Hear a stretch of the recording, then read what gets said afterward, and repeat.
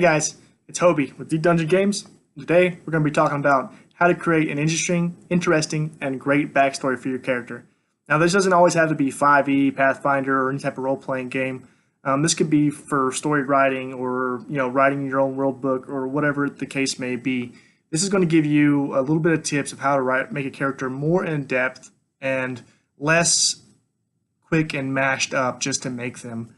So there's really 6 areas that really cover a good backstory that don't become so aggressive. And by that I mean you can over character your character, if that makes any type of sense. And that means that you put so much down on paper because you have so much of these great ideas that you want your character that they possibly can't do any of that in their lifetime. So you have to look at your lifetime and realize, I'm 20, 25, 30, 40, whatever it is, and what have you achieved in your lifetime? And kind of model that in a little bit of a realm, and then realize that, say, if you're living a longer lived race, that they would extend those things longer and become, say, more educated, or their education would take more time, or that something in their lifetime may stretch longer, because honestly it doesn't matter. Their timeline is much different than, say, humans, where dwarves live longer, gnomes live longer, elves live longer, and so on and so forth. But again, they may spend 10 years doing one thing, and that's all they're doing for 10 years because they can afford to use 10 years, and it's not a big deal. So this portion of this video is really just going to cover the 6 steps. I like giving the steps because it gives you almost like a checklist. Like, I got this, I got this, I got this, I got this. Let's check that off the dang list. And that's always great for me, because you give me a list, I can get stuff done. But you tell me things, then I'm going to be like, yeah, cool. 5 minutes later, I forgot all of them.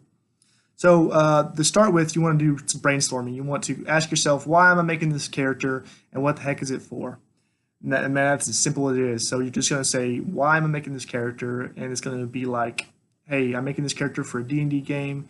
What do I want my character to be like? And you're going to write down probably the name, the race, things like that.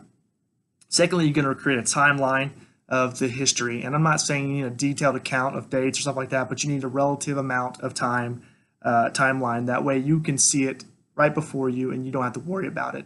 And you can kind of model off that. Third, you're going to do some research. You're going to find out a little bit maybe of that character type or that archetype you want to play, and kind of model that in the sense that, like, hey, I want to do this, then I'm going to make it happen. Fourth, you're going to create a draft, and this is kind of a rough draft, much like English class. You're going to write this stuff down or type it out in whatever format you want to do. That way you can go back and reread it, or maybe have a friend read it and ask them, say, hey, does this make sense? Does this make any sense at all? Or what do you think? Should I change this? Should I change that? It always helps me to have someone read some of my stuff because I type so fast and I'm such a fast-going person that I often forget to reread, or I scan read. So I'm looking for pertinent information for myself. That's just the way I do it, and maybe you're the same, maybe not. But I like to have people proofread my stuff because it really helps me out.